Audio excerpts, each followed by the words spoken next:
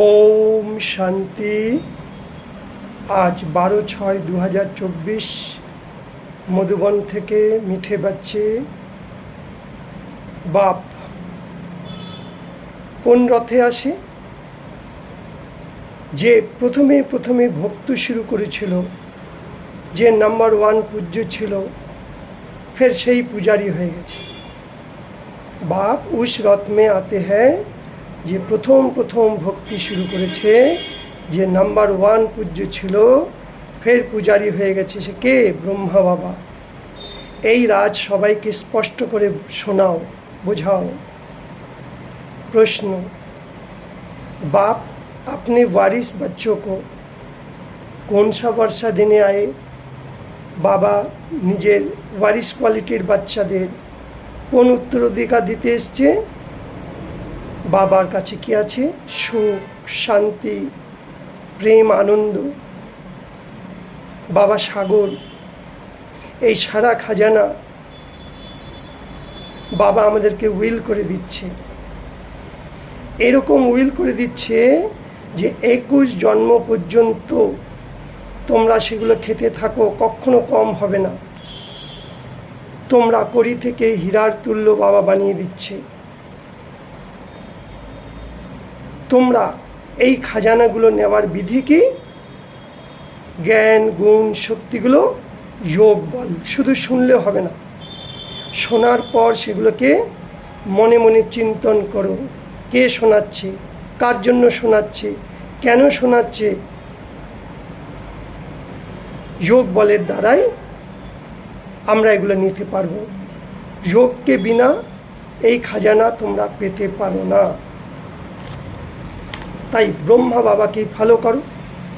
ব্রহ্মা বাবা এই খাজানাগুলোকে নিজের জীবনে ধারণ করেছিল, তাই আজকে এত সব থেকে উঁচু পদ পেয়েছে। কি করে পেয়েছে? ব্রহ্মা বাবার কাছে যা স্থূল সম্পত্তি ছিল সব শিব বাবাকে দিয়ে দিয়েছে, আর নিজে ট্রাস্টি হয়ে চলেছে। তন, মন, ধন, সময়, সংকল্প সব শিব বাবার উপর কুরবান করে দিয়েছে। আর থাকতো কেমন ব্রহ্মা বাবা? খুব সাধারণ, খান পান, রহন সহন, না অনেক উঁচু না নিচু, সাধারণভাবে চলতো। বাবা তো যে সুখ, শান্তি, জ্ঞানের খাজানা আমাদেরকে উইল করে দিয়েছে, এখন সেগুলো আমাদেরকে অন্যদেরকে দান করতে হবে, সবার কল্যাণ করতে হবে। বাবা বলছে বরদানে, পবিত্রতার গভীরতা করে জেনে সুখ শান্তি সম্পন্ন बनने वाली মহান আত্মা হব। তো মহান আত্মা কে হবে? যে পবিত্রতার মাহাত্ম্যকে জেনে বুঝে চলছে, পবিত্রতার শক্তি মহানতাকে জেনে পবিত্র অর্থাৎ পূজ্য দেব আত্মা এখন থেকে তৈরি হও। এরকম নয় যে আমরা অন্তিম সময় গিয়ে হয়ে যাব, এখন অনেক সময় পড়ে আছে। বাবা বলছে না, এ তো বহুত সময় কি জমা কি হুয়ে শক্তি। অনেক সময় ধরে যদি পবিত্রতার শক্তিকে জমা করি, তবে সেটা অন্তিম সময় আমাদের জীবনে কাজে লাগবে। পবিত্র হওয়া ওই সাধারণ কথা নয়। ব্রহ্মচারী তো রেতে অনেকেই পবিত্র বনে হয়ে গেছে, কিন্তু পবিত্রতা জননী হয়, চাই সংকল্প, চাই বৃত্তি, বায়ুমণ্ডল, বাণী, সম্পর্ক, সে সুখ শান্তি জননী বন্যা, একেই বলা হয় মহান আত্মা।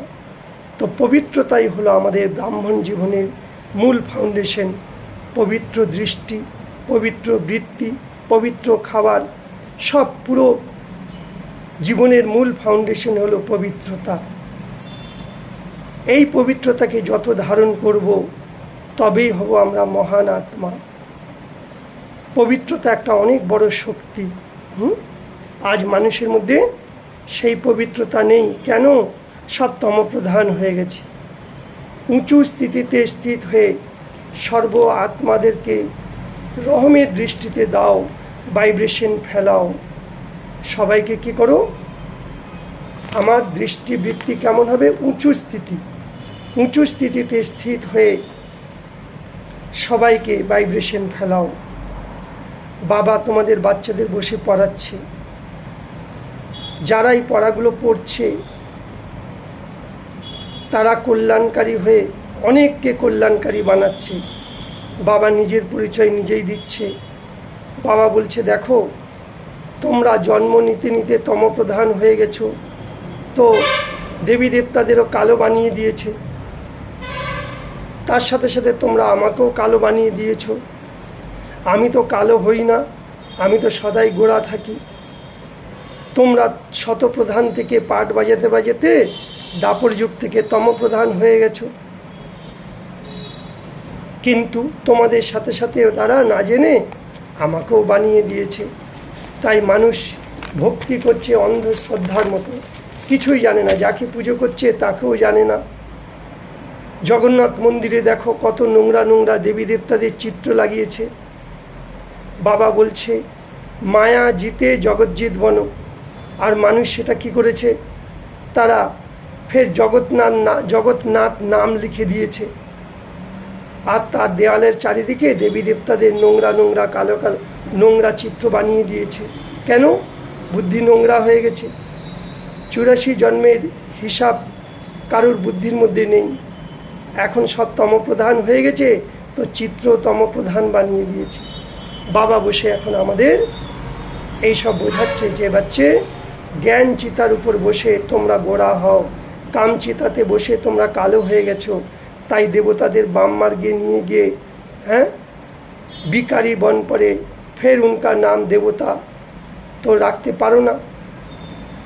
তাই নিশানি কি দেখিয়ে দিয়েছে, বাম মার্গে জানে সে কালো হয়ে গেছে। তোমরা জানো শিব বাবাকেও কালো বানিয়ে দিয়েছে। শিব বাবা তো কালো নয়, শিব বাবা তো হীরার তুল্য। তো আজ বাবা আমাদের বলছে, যে বাবা তোমাদের হীরার তুল্য জীবন বানাচ্ছে তাকে তোমরা কালো বানিয়ে দিয়েছো। এই ভক্তি হলো অন্ধবিশ্বাস। এখন আমরা